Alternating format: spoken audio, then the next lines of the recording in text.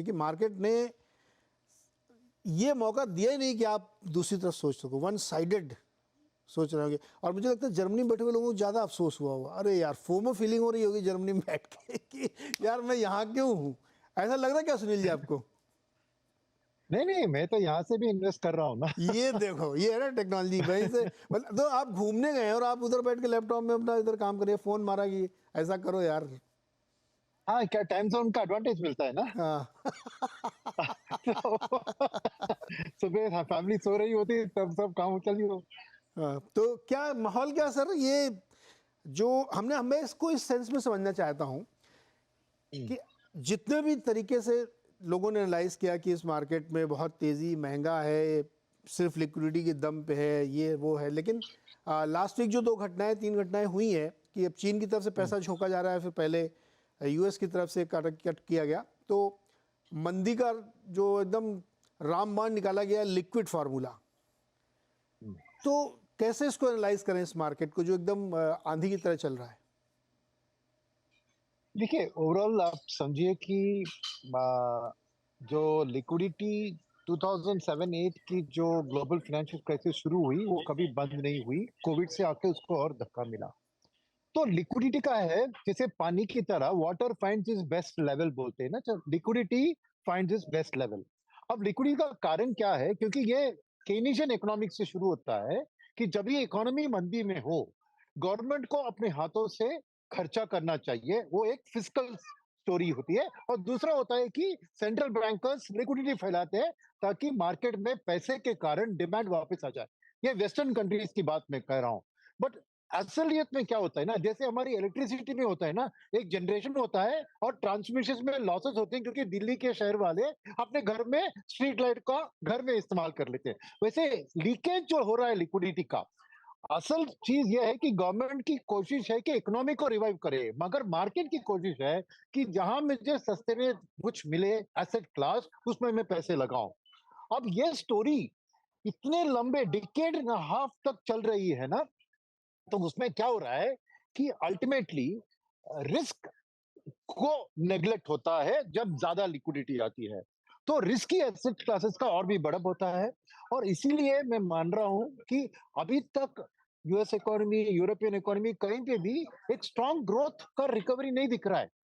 तो ये लिक्विडिटी हटा नहीं सकते, इसलिए रेट कट का माहौल, नोट प्रिंटिंग का माहौल ये जारी है। और नेचुरली एसेट क्लासेस में जो भी एक बेटर अपॉर्चुनिटी है रिटर्न का, उसमें पैसा जाएगा। ये मेरे ख्याल में और कुछ महीनों तक चलना है, जब तक यूएस इकोनॉमी एक स्ट्रांग रिकवरी पाथ में नहीं आती। क्योंकि अल्टीमेटली यूएस ग्लोबल इंजन है। यूएस की रिकवरी आएगी तो चाइना की रिकवरी आएगी, as an export story, Taiwan की रिकवरी आएगी, कोरिया की।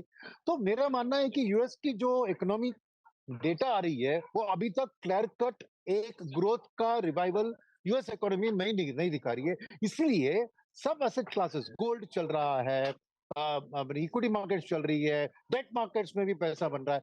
तो ये जो बेसिक अंडरलाइन, तो मेरे लिए अब निवेश करने के लिए ना दो चीज सामने आती है। फर्स्ट, लिक्विडिटी का रैली एक वैल्यू कैचअप रैली होता है, क्योंकि सस्ते में बिक रहा है कुछ तो उसको खरीदो। तब क्वालिटी को नेग्लेक्ट करके वैल्यू के ऊपर, इसलिए पीएससी का चला, पीएसयू बैंक्स का चला, जिसका भी डिस्काउंट में वैल्यूएशन चल रहा था वो पहले चले। पर सेकंड चीज होती है कि वापस क्वालिटी के ऊपर ध्यान, वो अब स्थिति आ रही है कि क्वालिटी को ढूंढो।